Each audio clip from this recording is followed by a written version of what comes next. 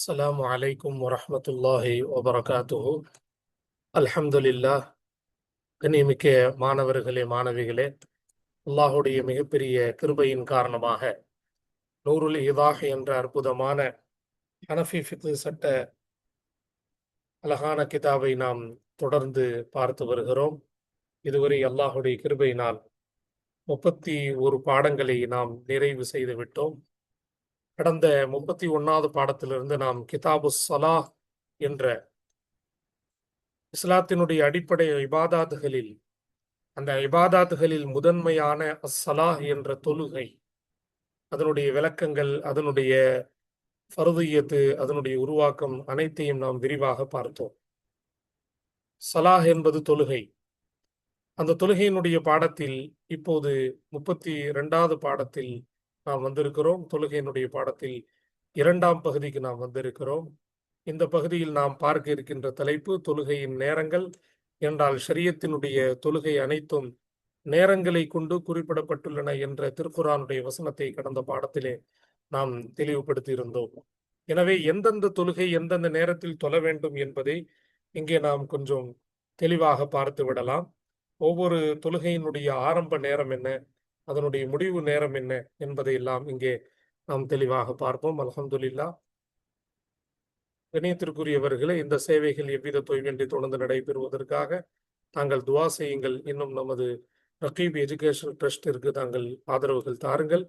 Account விவரமும் QR scanning கோடும் தங்களுக்காக வேண்டி வழங்கப்பட்டுள்ளன. நன்மையில் ஒன்று சேருவோம், முந்திக் கொள்வோம். அல்ஹம்துலில்லாஹ். அவுகாத்து ஸலாத் என்ற தலைப்பை கடந்த பாடத்தின் கடைசியில் நாம் கூறினோம். தொழுகையின் நேரங்கள் மொத்தம் 5 என்பதாக நாம் பார்த்தோம். அதுல உலகத்திலே முதலாக தொழப்பட்ட தொழுகை என்ற அடிப்படையில சுபஹ் அல்லது ஃபஜ்ருடைய தொழுகையை கொண்டு இந்த பாடத்தை துவங்குகிறார்கள். அல் அவ்வலு, முதலாவது வக்து சுபஹி, சுபஹுடைய நேரமாகும். இதனுடைய ஆரம்பம் இறுதி என்ன என்பதை இந்த இடத்திலே நாம் பார்க்க இருக்கின்றோம். மின் துலூஇல் ஃபஜ்ரி ஸாதிகி இலா குபைலி துலூஇ ஷம்சி, இதனுடைய ஆரம்பம், அதனுடைய முடிவு. ஃபஜ்ரு சாதிக் என்ற தெளிவான ஃபஜ்ருடைய அந்த நேரத்தின் உதயத்திலிருந்து, துலூ என்றால் உதயம், தெளிவான ஃபஜ்ருடைய அந்த நேரத்தின் வக்து சேர்த்துக்கலாம். தெளிவான ஃபஜ்ருடைய நேரத்தின் உதயத்திலிருந்து இலா குபைலி துலூஇ ஷம்சி, சூரியன் உதயமாகுவதற்கு கொஞ்ச நேரத்திற்கு முன்பு. கபுல் என்றால் முன்பு, குபைல் என்றால் கொஞ்சம் முன்பு, கொஞ்ச நேரத்திற்கு முன்பு என்பதாக அர்த்தம் வைத்துக் கொள்ளலாம். அப்போ ஃபஜ்ருடைய ஆரம்பம் என்ன? அல் ஃபஜ்ரு சாதிக்கினுடைய உதயம். அல் ஃபஜ்ரு சாதிக் என்றால் என்ன ஷரியாத்தில்? அதாவது தஹஜ்ஜுடைய நேரத்திற்கு பிறகு அதிகாலையில ஒரு சிறிய பிரகாசம், ஒரு நீட்ட வாட்டத்தில், அகலத்தில் இல்லை, நீட்ட வாட்டத்தில் இருக்கக்கூடிய ஒரு பலகீனமான ஒரு பிரகாசத்தை நாம் பார்க்கலாம். அதற்கு அரபியில் அல் ஃபஜ்ருல் காதிப் என்பதாக சொல்லப்படும். அந்த அல் ஃபஜ்ருல் காதிப் என்பது தஹஜ்ஜுடைய கடைசி நேரமாக இருக்கும். அது ஃபஜ்ருடைய நேரமாக, சுபுஹுடைய நேரமாக இருக்காது. அப்போ சுபுஹுடைய நேரம் என்ன அப்படின்னா, அந்த அந்த நீட்ட வாட்டத்தில் இருக்கக்கூடிய அந்த பிரகாசத்திற்கு பிறகு அகலத்திலே ஒரு பிரகாசத்தை வானத்தில் நாம் பார்க்கலாம். அகல வாட்டத்தில் இருக்கக்கூடிய ஒரு ஒரு பிரகாசத்தை ஃபஜ்ருடைய நேரத்தில் நாம் பார்க்கலாம். அதுதான் தெளிவான பிரகாசம், உண்மையான பிரகாசம் என்று அதற்கு பெயர். அந்த தெளிவான பிரகாசம் உதயமானதிலிருந்து சூரியன் உதயமாகுவதற்கு கொஞ்சத்திற்கு முன்பு, கொஞ்ச நேரத்திற்கு முன்பு, சூரியன் உதயமாகுவதற்கு உதாரணமாக 6:05 சூரியன் உதயம் என்றால் 6 மணிக்கே நாம் என்ன செய்து கொள்வது? ஃபஜ்ருடைய அந்த தொழுகையை முடித்துக் கொள்வது. சூரிய உதயத்திற்கு கொஞ்ச நேரத்திற்கு முன்பே ஃபஜ்ருடைய நேரம் நிறைவடைந்து விடுகிறது. அல்ஹம்துலில்லாஹ். ஆரம்பத்தையும் பார்த்தோம், கடைசியும் பார்த்தோம். ஃபஜ்ருடைய ஆரம்பம், ஃபஜ்ருடைய கடைசி. அஸ்ஸானி, இரண்டாவது வக்துல் லுஹ்ரி, லுஹ்ருடைய நேரம். தர்தீபுடைய அடிப்படையில் ஃபஜ்ருக்கு பிறகு நாம் லுஹர் தொழுவதால் லுஹரை இந்த இடத்தில் கொண்டு வருகிறார்கள். மேலும் லுஹருடைய நேரமாகிறது வக்துல் லுஹ்ரி, லுஹருடைய நேரமாகிறது மின் ஸவாலி ஷம்சி, சூரியன் உச்சி சாய்ந்ததிலிருந்து. ஜவால் என்றால் சாயுதல், உச்சியிலிருந்து சாயுதல். சூரியனுடைய உச்சி. சூரியன் உச்சி சாய்ந்ததிலிருந்து இலா இதுவரை. எதுவரை? இலாவுடைய மஜ்ரூர் ஒரு ஜும்லாவாக வருகிறது. ஜும்லா காய் மகாம் முஃபரதாக இருக்கிறது. எனவே இங்க பார்க்கிறோம் இலா அதுவரை. எதுவரை? ஐ யசீர ஸில்லு குல்லி ஷைஇன். ஐ யசீர ஸில்லு குல்லி ஷைஇன் மிஸ்லைஹி அவு மிஸ்லைஹி அவு மிஸ்லஹு சிவா ஸில்லில் இஸ்திவாஇ அப்படின்னு சொல்றாங்க. வாங்க தெளிவான அர்த்தங்களை நம்ம பார்க்கலாம். வக்துல் லுஹுரி, லுஹுருடைய நேரமாகிறது. மின் ஜவாலி ஷம்சி, சூரியன் உச்சி சாய்ந்ததிலிருந்து இலா இதுவரை யசீர மாறி விடுவது. ஜில்லு, ஜில்லு என்பது யசீரவுடைய இஸ்மு. குல்லி ஷைஇன், ஒவ்வொரு வஸ்துக்களுடைய நிழல் மாறி விடுவது. ஒவ்வொரு வஸ்துக்களுடைய நிழல் மாறி விடுவது. எதுவரை மாறுவது, எந்த அளவு மாறுவது என்பதை அடுத்து நாம் பார்க்கலாம். ஒவ்வொரு வஸ்துவனுடைய நிழல் மாறி விடுவது. மிஸ் லைஹி, மிஸ் லைஹி அது போல 2 மடங்கு அளவுக்கு. தஸ்னியாது. மிஸ் லைஹி என்றால் அது போல 2 மடங்கு. இது தஸ்னி. மிஸ் லைனி, லாஃபத்தின் காரணமாக நூன் இந்த இடத்துல போக்கப்பட்டிருக்கு. ஒவ்வொரு வஸ்துவினுடைய நிழல் அது போல 2 மடங்காக, அவு அல்லது மிஸ்லஹு அது போல 1 மடங்காக மாறுவது. சிவா வில்லில் இஸ்திவாஇ, அந்த உச்சியின் நிழல் இன்றி. உச்சி நேரத்தில் இருக்கக்கூடிய அந்த சிறிய நிழல் இருக்கிறது, அந்த ஒரு நிழல் கொஞ்சோண்டு தெரியும். அந்த உச்சி நிழலை தவிர ஒவ்வொரு வஸ்துவினுடைய நிழல் அது போல 2 மடங்கு அளவுக்கு அல்லது அது போல 1 மடங்கு அளவுக்கு மாறி விடுவது. அப்படி மாறி விடும் வரை அந்த லொஹருடைய நேரம் இருக்கும். லொஹருடைய நேரத்தினுடைய ஆரம்பம் சூரியன் உச்சி சாய்தல், அதனுடைய முடிவு ஒவ்வொரு வஸ்துவனுடைய நிழல் 2ஆகவோ அல்லது 1ஆகவோ இருக்கணும்.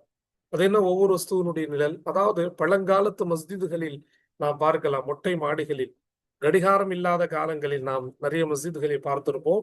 அதனுடைய உச்சியில மொட்டை மாடியில ஒரு கம்பி நட்டு இருப்பார்கள். காங்கிரீட்லயே அதை குத்தி வச்சிருப்பாங்க. அல்லது ஒரு பேனா, ஒரு கம்பி, ஏதாச்சும் ஒரு குச்சி நீட்ட வாட்டத்தில் வளையாத கோணல் இல்லாத குச்சியா இருக்கணும், நேரா இருக்கணும். அப்ப நேரான ஒரு கம்பி இல்லை என்றால் குச்சி, ஒரு பேனாவை நாம வச்சு பார்க்கணும். அந்த உச்சி அப்படி நிற்கும் போது பேனாவுடைய நிழல், குச்சியினுடைய நிழல் 2 பக்கமாக தெரியாது. சரியான உச்சியில இருக்கும்போது தெரியாது. ஆனா உச்சி சாய்ந்த பிறகு கொஞ்சோண்டு தெரியும், ஒரு சிறிய அடையாளம். அதற்கு தான் அரபியில் தில்லுல் இஸ்திவான்னு சொல்லுவாங்க.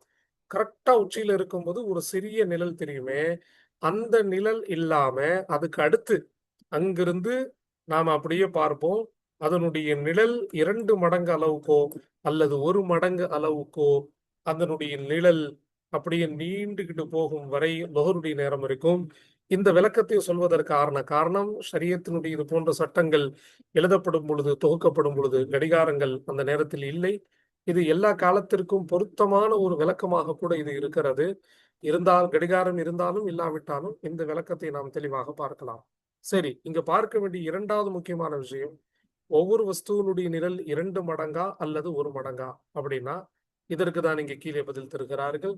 வக்தார சானிய அத்தஹாவியு ரஹிமஹுல்லா வஹுவ கௌலு சாஹிபைனி. வக்தார உடைய ஃபாயில், தஹாவி, சானி என்பது மஃபூல். வக்தார சானிய 2ஆம் கருத்தை தேர்வு செய்தார்கள். அத்தஹாவியு, ஷரஹ் மஆனில் ஆசார் என்ற ஹனஃபியின் சார்ந்த அற்புதமான ஒரு ஹதீஸ் கிதாபை தொகுத்த மிகப்பெரிய ஒரு முஹத்திஸ், ஒரு ஃபகீஹ் தான் இமாம் தஹாவி ரஹிமஹுல்லா. தஹாவி ரஹ்மத்துல்லாஹி அலைஹி அவர்கள் 2வது கருத்தை தேர்வு செய்திருக்கிறார்கள். அதாவது இதுதான் 2வது கருத்து. ஒவ்வொரு வஸ்துவினுடைய நிழல் சொல்லுங்க அது போல 1 மடங்கு அளவு இருக்கும் வரை லொஹர் தொழுவலாம். 2 மடங்கு அளவு என்பது ரொம்ப தாமதிக்கப்படுது. எனவே 1 மடங்கு அளவு நாம லொஹருடைய நேரத்தை வைத்துக் கொள்ளலாம். அதற்கு பிறகு அசருடைய நேரம் ஆரம்பமாகிவிடும் என்பதை இமாம் தஹாவி ரஹிமஹுல்லா அவர்கள், ஹனஃபி ஃபுகஹாக்களிலே ஒரு பிரபலியமான ஃபகீஹாக இருக்கக்கூடிய தஹாவி இமாம் அவர்கள் தேர்வு செய்கிறார்கள். வஹுவ கௌலு சாஹிபைனி, அதுதான் சாஹிபைன்களுடைய சொல்லாகவும் இருக்கிறது. சாஹிபைன் என்றால் ஹனஃபி சட்ட கிதாபுகளில் சாஹிபைன் என்ற வார்த்தை ஹனஃபியாக்களுடைய முஹாவராவில் வளமையில் இமாம் அபு யூசுப், இமாம் முஹம்மது ரஹிமஹுல்லாவை குறிக்கிறது. இவ்விருவரும் இமாம் அபு ஹனிஃபாவுடைய மாணவர்களாக இருக்கிறார். மாணவர்களாக இருக்கிறார். எனவே இமாம் அபு யூசுப் இமாம் முகமது ரஹமத்துல்லாஹினுடைய கருத்தும் அதுவே. என்ன கருத்து? ஒவ்வொரு வஸ்துவனுடைய நிழல் அது போல ஒரு மடங்கு அளவுக்கு ஆகியிருப்பது. ஆனால் இமாமுல் ஆதம் அபு ஹனீஃபா ரஹமத்துல்லாஹினுடைய கருத்து மிஸ்லைஹி, 2 மடங்கு இருப்பது. பொதுவாக ஹனஃபியாக்களுடைய ஃபத்வா என்பது மிஸ்லைஹி என்ற இமாமுல் ஆதம் அபு ஹனீஃபா ரஹமத்துல்லாஹுடைய கருத்து பிரகாரம் ஒவ்வொரு வஸ்துவனுடைய நிழல் 2 மடங்கு ஆகும் அளவுக்கு என்ற அடிப்படையில் தான் ஹனஃபியாக்களுடைய ஃபத்வா இருக்கிறது. சாஹிபியனுடைய வார்த்தையின் மீது ஃபத்வா இல்லை. இருப்பினும் இந்த இடத்துல ஃபுகஹா அஹ்னாஃப் உலமாக்களுடைய கருத்து ஹரமைன் ஷரீஃபைன் இல்ல, ஹரமையில் இருக்கக்கூடிய முஅத்தமிரீன்கள் ஹாஜிகள் அங்கே பொதுவாகவே அந்த ஒரு நிழல் 1 மடங்கு அளவுக்கு தான் லொஹருடைய நேரத்தை கணக்கிட்டு 1 மடங்குக்கு பிறகு இருக்கக்கூடிய நேரத்தை அசருடைய நேரமாக கருதி இப்பொழுது உள்ள காலத்தின் பிரகாரம் 3:30 இல்லை என்றால் 3:35க்கெல்லாம் அசருடைய தொழுகை தொழுது விடுவார்கள். அங்கே இருக்கக்கூடிய ஹனஃபியாக்கள் ஒருவேளை 2 மடங்கு அளவுக்கு எதிர்பார்ப்பார்களே, ஆனால் ஹரமையினுடைய ஜமாத்து நமக்கு இழக்கப்படும், நமக்கு மிஸ் ஆயிரும், அந்த ஜமாத்து நமக்கு கிடைக்காது. அப்போ நமக்கு ஹரமையினுடைய ஜமாத்துல மிகப்பெரிய சிறப்பு இருக்கிறதுனால அங்கே இருக்கக்கூடிய ஜமாத்தில் நாம் கலந்து கொள்வதற்காக மற்ற இமாம்களுடைய இந்த கருத்தின் பிரகாரம் நாம் அந்த அசருடைய நேரத்தை அதற்குரிய ஆரம்ப நேரத்தில் அங்கே இருக்கக்கூடிய இமாம்களோடு தொழுது கொள்வதில் எந்த தவறும் இல்லை. ஏனென்றால் நமக்கு அங்கே தேவை அங்கே இருக்கக்கூடிய ஜமாத்தை நாம் இழந்துவிடக் கூடாது என்பதற்காக நாம அவ்வாறு இந்த 1 மடங்கு அளவுக்கு வரும்போது நாம் அசர தொழுது கொள்ளலாம், ஹரமையினுடைய ஜமாத்து சேர்ந்து கொள்ளும். ஆனால் ஹனஃபி ஃபத்வா என்பது 2 மடங்கு அளவுக்கு லொஹரை பிற்படுத்த வேண்டும் என்பதுதான். எனவேதான் ஹனஃபியாக்களிடத்தில் அசருடைய நேரம் மிக தாமதமாகவே தொழப்படுகிறது என்பதை பார்க்கிறோம். ஏன் அசருடைய நேரத்தை இங்க நான் சொல்றேன்னா கவனிக்கணும். இதனுடைய முடிவுதான், லொஹருடைய முடிவுதான் அசருடைய துவக்கம். எனவே இந்த முடிவு எப்படி கணிக்கப்படுகிறதோ அசருடைய துவக்கத்தை அப்படியே தான் கணிக்க முடியும். இதோ பாருங்கள், அஸ்ஸாலிசு 3வது வவக்துல் அஸ்ரி, அசருடைய நேரமாகிறது. அதனுடைய நேரம் என்ன? மின் இப்திதாஇ ஸியாதத்தி அலல் மிஸ்லி அவ் அலல் மிஸ்லைனி இலா குரூபி ஷம்ஸி அப்படின்னு சொல்றாங்க. அசருடைய நேரமாகிறது. எல்லா நேரத்தினுடைய ஆரம்பம் கடைசி ரொம்ப முக்கியம். மின் இப்திதாஇ ஸியாதத்தி அலல் மிஸ்ல், 1 மடங்கு அல்லது 2 மடங்கின் மீது அதிகமாகுவதின் ஆரம்பத்திலிருந்து, 1 மடங்கு அல்லது 2 மடங்கை விட ஒவ்வொரு வஸ்துவனுடைய நிழல் என்ன ஆயிருச்சு? அதிகமாகிவிட்டதே. அந்த அதிகத்தின் துவக்கத்திலிருந்து அசருடைய நேரம் ஆரம்பமாகிவிடும். எதுவரை இருக்கும்? இலா குரூபி ஷம்ஸி, சூரியன் மறையும் வரை. சூரியன் மறையும் வரை 1 மடங்கு அல்லது 2 மடங்கை விட அதிகமாகி அதனுடைய ஆரம்பத்திலிருந்து சூரியன் மறையும் வரை அசருடைய நேரம் இருக்கும். அப்போ 1 மடங்கு என்றால் யாருடைய கருத்து? மற்ற இமாம்கள் சாஹிபின் உடைய கருத்து. 2 மடங்கு என்பது இமாமுல் ஆதம் அபு ஹனீஃபா ரஹ்மத்துல்லாஹி கருத்து. எனவே இந்த இஃப்திலாஃபின் பிரகாரம் தான் அசருடைய நேரத்தினுடைய ஆரம்பம் இருக்கும். ஆனால் அசருடைய நேரத்தினுடைய முடிவு எல்லோரிடத்திலும் இத்திஃபாக்கான யோகவித்த கருத்து சூரியன் மறையும் வரை அசல் தொழுலாம். ஆனால் இங்கு கவனம் தேவை. அசருடைய நேரம் என்பது மிகச் சுருக்கமான நேரம். சூரியன் மஞ்சளிக்கும் போது அசர் தொழுதாலும் அசருடைய தொழுகை மக்ரூ. அந்த நேரத்தில் அடிக்கடி தொழக்கூடிய வளமை, சூரியன் மஞ்சளிக்கும் போது அசருடைய தொழுகையின் வளமை இருக்கிறது. இது நிஃபாக்குடைய நயவஞ்சகத்தினுடைய அடையாளமாகவும் மக்ரூஹாகவும் இதை பார்க்கப்படுகிறது. ராபியு 4வது வல் மக்ரிபு, மக்ரிபாகிறது. அதாவது வக்துல் மக்ரிபின்னு சேர்த்துக்கலாம். வக்துல் மக்ரிபி, வக்துங்கிற முதாஃப் இந்த இடத்துல போக்கப்பட்டிருக்கு. வக்துல் மக்ரிபி, மேலும் மக்ரிபுடைய நேரம் ஆகிறது. மின்ஹு, அதிலிருந்து இருக்கும். ஹூடி மர்ஜா குரூபு ஷம்சி, சூரியன் மறைந்ததிலிருந்து இலா குரூபி ஷஃபகில் அஹ்மரி. ஷஃபகுல் அஹ்மர் அப்படின்னா சிவப்பு நிற செம்மேகம். செம்மேகம் மறையும் வரை இருக்கும். செம்மேகமா இருக்கணும், சிவப்பா இருக்கணும். அதுவரை மக்ரிபுடைய நேரம் இருக்கும். அலல் முஃப்தாபிஹி, ஃபத்வா வழங்கப்பட்ட சரியான கருத்தின் பிரகாரம், ஃபத்வா வழங்கப்பட்ட சரியான கருத்தின் பிரகாரம் மக்ரிபுடைய இறுதி நேரத்தை அறிந்து கொள்ள இந்த இடத்தில் 2ஐ நாம் கவனிக்க பார்க்கிறோம். ஒன்று அஷ்ஷஃபகுல் அஹ்மர் என்றால் என்ன, 2வது அஷ்ஷஃபகுல் அபியத் என்றால் என்ன. அஷ்ஷஃபகுல் அஹ்மர் என்றால் ஒரு சிவப்பு நிற அடையாளம். சூரியன் முற்றிலுமாக மறைந்ததற்கு பிறகு மேற்கு திசையில் தெரியக்கூடிய ஒரு சிவப்பு நிற அடையாளம் தான் அரபியில் அஷ்ஷஃபகுல் அஹ்மர் என்பதாக சொல்லப்படுகிறது. சூரியன் மறைந்ததற்கு பிறகு மேற்கு திசையில் தெரியக்கூடிய சிவப்பு நிற அடையாளம் அதுதான் என்னதுங்க, அஷ்ஷஃபகுல் அஹ்மர். இதற்கு முன்பு அஷ்ஷஃபகுல் அபியத் அப்படின்னு ஒண்ணு இருக்கு. அதையும் நாம் இந்த இடத்துல தெரிந்து கொள்ள வேண்டும். அஷ்ஷஃபக்குங்கிற அதே வார்த்தை தான், ஆனால் அல் அபியத் வெண்மை. அஷ்ஷஃபகுல் அபியத் என்றால் என்ன? அது ஒரு வெண்மை. ஷஃபக்கை அஹ்மருக்கு பிறகு, இந்த ஷஃபகுல் அஹ்மருக்கு பிறகு வானத்தினுடைய ஓரத்தில் தெரியக்கூடிய ஒரு ஒரு வெண்மையான ஒரு தன்மை.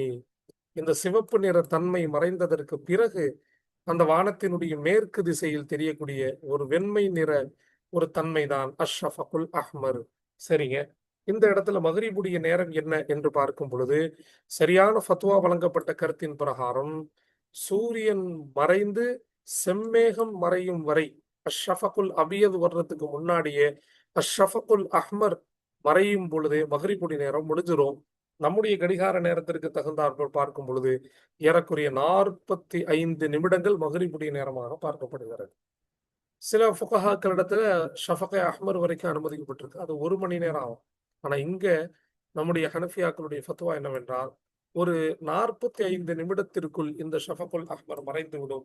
எனவே 45 நிமிடம் வரை மகரிபுடைய நேரமாக இருக்கும். சீக்கிரமாக தொழ வேண்டிய முக்கியமான தொழுகையில் மகரிபும் ஒன்றாக இருக்கும். எனவேதான் நாம் அதை பாங்கு கூறியவுடன் அதனுடைய இடைப்பகுதியில் சுன்னத் என்பதும் நஃபில் என்பதும் ஹனஃபி உலமாக்களிடத்தில் இல்லை. எனவே பாங்கு முடிந்தவுடன் நாம் சிறிய ஒரு இடைவெளிக்கு பிறகு நாம் மகரிபுடைய தொழுகையை ஜமாத்தாக தொழுது விடுகிறோம். இந்த வகையிலே மகரிபுடைய நேரம் மிக குறுகியது என்பதை நாம் இந்த இடத்தில் கவனிக்க வேண்டும். ஷஃபகுல் அஹ்மர் வரை நேரம் இருக்கிறது என்பதற்காக அதை ரொம்ப நேரம் பிற்படுத்துவதும் மக்ரூஹாக்கப்பட்டிருக்கின்றன. மகரிபுடைய நேரம் வந்தவுடன் அதை தொழுது விட வேண்டும். அல் ஹாமிசு 5வது வல் ஐஷாஇ ஐ வக்துல் இஷாஇ, வக்து என்ற முலாஃப் இந்த இடத்துல போக்கப்பட்டிருக்கு. இஷாவுடைய நேரம் ஆகிறது. வல் வித்ரி, மேலும் வித்ருடைய, பொதுவாக இஷாவும் வித்ரும் 2 சகோதரிகள், இரண்டும் ஒரே நேரமாக இருக்கும். இஷா ஃபர்லு என்றால் வித்ர் வாஜிபாக இருக்கிறது. இரண்டினுடைய வக்து ஒரே வக்தாக இருக்கும். எனவே இஷா மேலும் வித்ருடைய நேரமாகிறது. மின் ஹூ, இந்த ஹூடி மர்ஜா ஷஃபகுல் அஹ்மரி, அந்த சிவப்பு நேர அந்த அடையாளம் மறைந்ததிலிருந்து இலசுபுகி, ஃபஜ்ர் வரை இருக்கும், சுபுகு வரை இருக்கும். ரெண்டுக்குமே ஒரே நேரம் தான், சுபுகு வரை இதனுடைய நேரம் தான். இடையில எப்போ வேணாலும் இரவினுடைய ஆரம்பம், இரவினுடைய நடு, இரவினுடைய கடைசி பகுதி இஷா தொழுது கொள்ளலாம். ஆனால் தஹீர் என்பது மக்ரூஹாக்கப்பட்டிருக்கிறது, பிற்படுத்துதல் வெறுக்கப்பட்டிருக்கிறது. எனவே இஷாவுடைய நேரம் வந்தவுடன் இஷாவை தொழுது கொள்ள வேண்டும், பிறகு வித்ர் தொழுது கொள்ள வேண்டும். இரண்டும் ஒரே நேரமாக இருந்தாலும் ஒரு சிறிய வித்தியாசம்.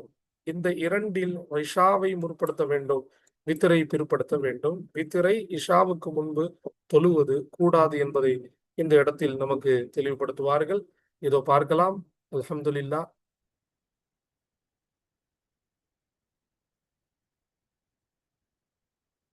அப்ப அடுத்து சொல்றாங்க, வலா துகத்தமுல் வித்ரு அலல் இஷாஇ லித்தர்தீபில் லாசிமி. வலா துகத்தமுல் வித்ர் முதாரி மஜ்ஹூல் மன்ஃபி, இதனுடைய நாய் ஃபாயில் அல் வித்ரு. வித்ர் தொழுகையை முற்படுத்தப்படாது. அலல் இஷாஇ, இஷாவை விட வித்ருடைய தொழுகையை முற்படுத்தப்படாது. ஏன்? லித்தர்தீபில் லாசிமி, அவசியமான ஒரு வரிசைத்தன்மைக்காக வேண்டி. அதாவது இந்த வரிசைத்தன்மை ரொம்ப கட்டாயமானது. கட்டாயம் இஷாவை முற்படுத்துவதும் வித்ரை பிற்படுத்துவதும் அவசியமாக இருக்கிறது. எனவே அவசியமான ஒரு தர்தீபின் காரணமாக வித்திரை முற்படுத்தப்படாது இஷாவை விட, மாறாக இஷாவை தான் முற்படுத்தப்படும், பிறகு வித்திரை தொழப்படும். இஷாவுக்கு முன்னாடி வித்திரு தொழக்கூடாது. ஒருவர் இஷாவுக்கு முன்னாடி வித்திரு தொழுதுட்டார் அப்படின்னா அந்த வித்திரை, அதாவது ஒருவர் இஷாவுக்கு முன்னாடி வித்திரு தொழுதுட்டாரு, வித்திரு தொழுத பிறகு இஷாவையும் தொழுதுட்டாரு அப்படின்னா இஷாவை அதற்குரிய நேரத்துல கரெக்டா தான் தொழுது இருக்கிறாரு. எனவே இஷாவை நீட்ட வேண்டிய அவசியம் இல்லை. ஆனால் வித்திரை கட்டாயம் இஷாவுக்கு பிறகு மீண்டும் தொழுதே ஆக வேண்டும். தெளிவாக நாம் இந்த சட்டத்தை புரியணும். வித்திரை கண்டிப்பாக மீண்டும் தொழுவணும், ஆனா இஷாவை மீட்ட வேண்டிய அவசியம் இல்லை. ஆக இஷாவை விட வித்திரை முற்படுத்தக்கூடாது. வமல்லம் யஜித் வக்தஹுமா லம் யஜிபா அலைஹி. எவர் அவ்விரண்டினுடைய நேரத்தை பெறவில்லையோ அந்த இரண்டும் அவர் மீது வாஜிபாக ஆகாது, கடமையாக ஆகாது. உதாரணமாக லண்டன் போன்ற நகரங்களிலே சில நேரங்களில், உலகத்தினுடைய சில பகுதிகளில் இஷாவுடைய நேரமே வராது. மகரிபுடைய நேரம் வரும், உடனே ஃபஜர் வந்துடும். அப்போ இந்த மாதிரி நேரமே அடையாதவர்களுக்கு என்ன சட்டம்? அவங்கதான் முக்கல்லஃப் ஆகலையே, அவர்கள் மீது இஷாவுடைய வக்து வரலையே. அதனால லம் யஜிபா அலைஹி, இந்த இரண்டும் அவர்கள் மீது வாஜிபாக ஆகாது அப்படின்னு சொல்லிட்டாங்க, கடமையாக ஆகாது. ஏன்? அவர்களுக்கு இந்த நேரம் என்பது வரவே இல்லை. ஆனா சில ஹனஃபி உலமாக்கள் சொல்றாங்க, மகரிபுக்கு பிறகு ஒரு குறிப்பிட்ட காலத்தை நாம் கடிகாரத்தில் நாம் முடிவு செய்துவிட்டு, வழமையாக பிற இடங்களில் எப்படி மகரிபுக்கு பிறகு 1 மணி நேரத்தில் நாம் இஷா தொழுது விடுவோமோ அதுபோல அந்த ஒரு நேரத்தை நாம் கணக்கிட்டு அந்த நேரத்தில் இஷாவை தொழுது விட வேண்டும் என்று சிலர்கள் சொல்லுவார்கள். சிலர்கள் சொல்லுவார்கள், இல்லை, அந்த நேரம் வரல அப்படின்னா அதனுடைய சபபு வரல, சபபு இல்லாட்டி முசப்பப் இல்லை, அதனால இஷாவுடைய வித்ருடைய தொழுகை அவர்கள் மீது வாஜிப் இல்லை என்று தெளிவுபடுத்துறாங்க. அடுத்த ஒரு தலைப்பை பார்ப்போம். அல் ஜம்உ பைன ஃபர்தைனி ஃபீ வக்தின். ஒரே நேரத்தில் 2 ஃபர்துகளுக்கு மத்தியிலே ஒன்று சேர்க்குதல் அப்படின்னு ஒரு தலைப்பு. ஒரே நேரத்தில் 2 ஃபர்துகளுக்கு மத்தியிலே ஒன்று சேர்க்குதல் கூடுமா கூடாதா அப்படிங்கிறத நம்ம பார்க்கணும். அப்ப ஆரம்பத்திலே நம்ம புரிஞ்சுக்கணும், ஹனஃபியாக்கள்கிட்ட 2 விதமான ஜம்அகள் இருக்கு. ஜம்அ ஹகீகி, ஜம்அ சுவரி அப்படின்னு சொல்லுவாங்க. சுவரி சாத். ஜம்அ ஹகீகி தெளிவாகவே ஜமா பண்றது, அதாவது ரெண்டையும் ஒரு நேரத்துல சேர்த்து தொழுகிறது.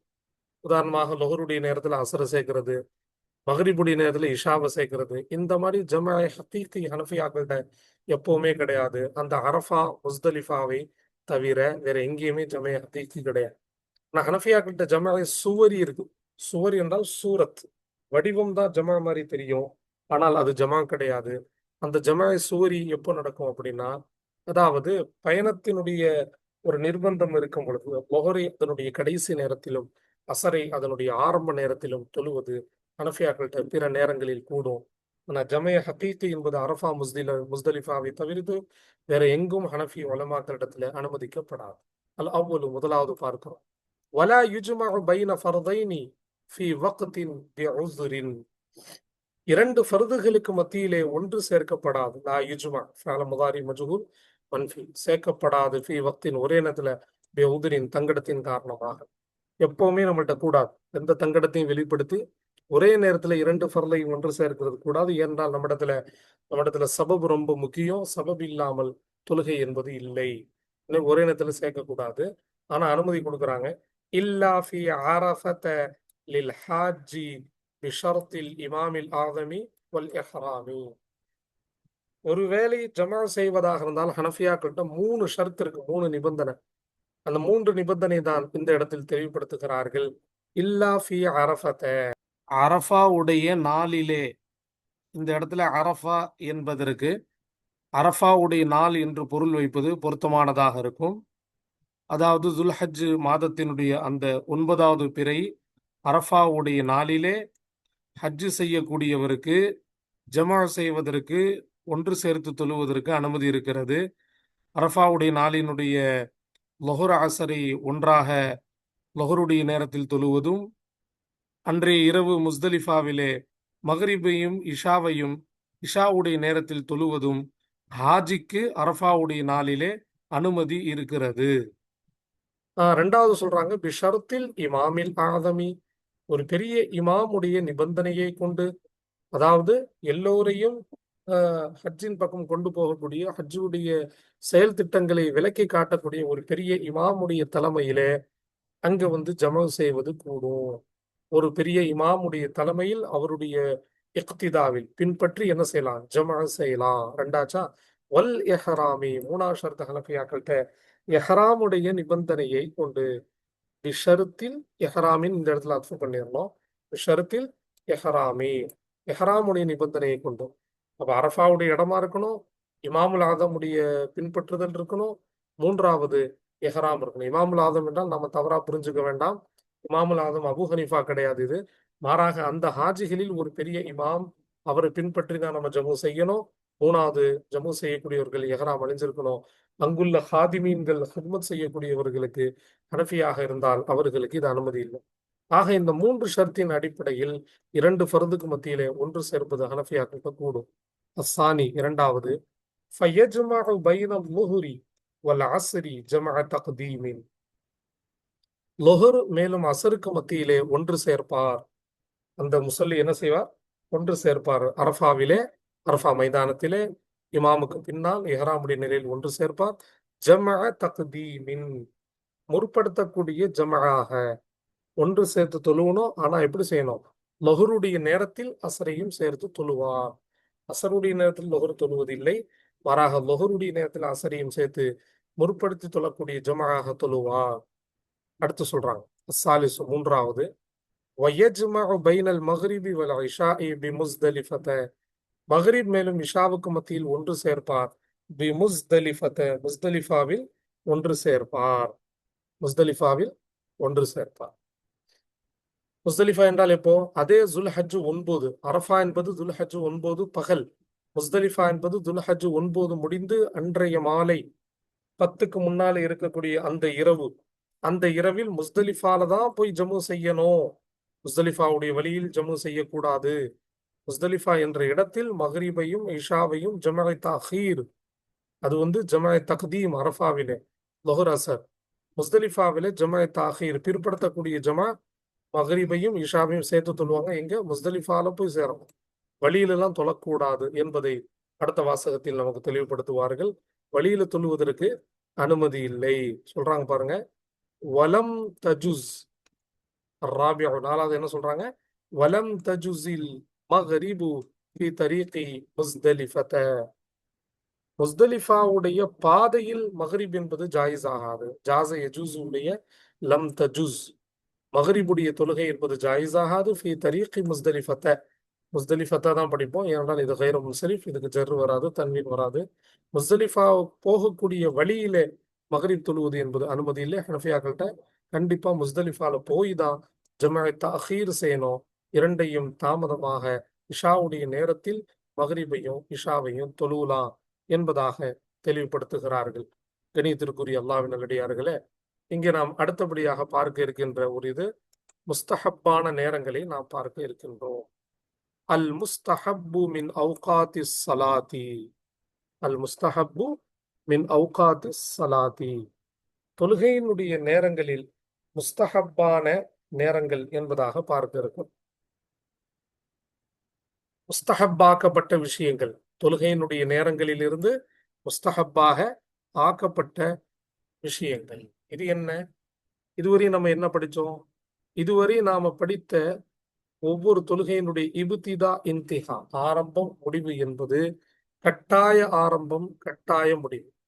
இதுதான் அதனுடைய ஸ்டார்டிங் பாயிண்ட், இதுதான் அதனுடைய எண்டிங் பாயிண்ட் என்பதாக தெளிவாக சொல்லிட்டாங்க. இந்த நேரத்துக்குள்ளதான் நம்ம ஆரம்பிக்கணும், அதுக்கு முன்னாடி நம்ம தொழக்கூடாது. இந்த நேரத்தோடு அதனுடைய அதா முடியுது, அதை தாண்டி நாம் தொழுவும் போது அது கதாவாக மாறும் என்ற அடிப்படையில் 5 நேரத்தினுடைய இபுத்திதா இன்திஹாவை நிறைவு செய்து விட்டார்கள். நிறைவு செய்து விட்டு இப்ப என்ன சொல்றாங்கன்னா, ஒவ்வொரு தொழுகைக்கும் இடைப்பட்ட நேரம் 2 மணி நேரம், 3 மணி நேரம், 4 மணி நேரம்லாம் இருக்கு. குறிப்பாக இஷாவுடைய நேரம் ஃபஜ்ர் வரைக்கும் இருக்கு. அதே போல லொஹருடைய நேரம் ஒரு பரக்கத்தாக 2-2.5 மணி நேரம் இருக்கு லொஹருக்கு. அதே போல அசருடைய நேரமும் ஓரளவு பெரிய இடம். மக்ரிபுடைய நேரம் குறைவாக இருந்தாலும் அதுலயும் ஒரு 3/4 மணி நேரம் இருக்கு. சரி, இந்த 2 மணி நேரம், 3 மணி நேரம், 5 மணி நேரம் என்று இருக்கும்போது இந்த நேரத்திற்குள்ள அதனுடைய ஆரம்பத்துல தொழுகிறதா, நடுப்பகுதியில தொழுகிறதா, கடைசி பகுதியில தொழுகிறதா அப்படிங்கிற ஒரு கேள்வியும் இங்கே நமக்கு எழுப்பப்படுகிறது. அந்த நேரத்துல எப்ப வேணாலும் தொழுவலாம். அதாவது ஒரு எஜமான் நமக்கு கால அவகாசம் தருகிறார். காலையில 9ல இருந்து 10 வரைக்கும் எப்ப வேணாலும் கடை திறக்கலாம். உங்களுக்கு சாய்ஸ் நான் கொடுக்குறேன். 9ல இருந்து 10 வரைக்கும் எப்ப வேணாலும் நீங்க கடை திறக்கலாம்னு சொல்றாரு. ஆனாலும் அவகாசம் கொடுத்திருந்தாலும், சாய்ஸ் கொடுத்திருந்தாலும் எஜமானுடைய சாய்ஸ் என்ன, அவனுடைய விருப்பம் என்ன அப்படின்னா 9:15 மணிக்கு திறந்துட்டீங்கன்னா எனக்கு ரொம்ப சந்தோஷம். அதே போல நேரங்கள் விசாலமாக கொடுக்கப்பட்டிருந்தாலும் எந்த நேரத்தில் தொழுவது மிகச் சிறப்பு என்பதை ஆதாரங்களை அடிப்படையாக வைத்து, ஹதீஸினுடைய ஆதாரங்கள், ரசூலுல்லாஹுடைய வாக்கியாத்துகள், அஸ்ஃபார்கள் இவைகள் அனைத்தையும் ஆதாரமாக வைத்து ஃபுகஹாக்கள் இங்கே முஸ்தஹப்பான நேரத்தை நமக்கு தெளிவுபடுத்துவார்கள். அந்த முஸ்தஹப்பான நேரம் என்ன என்பதை இன்ஷா அல்லாஹ் அடுத்த பாடத்திலிருந்து நாம் பார்ப்போம். அஸ்ஸலாமு அலைக்கும் வரஹ்மத்துல்லாஹி வபரகாத்துஹு.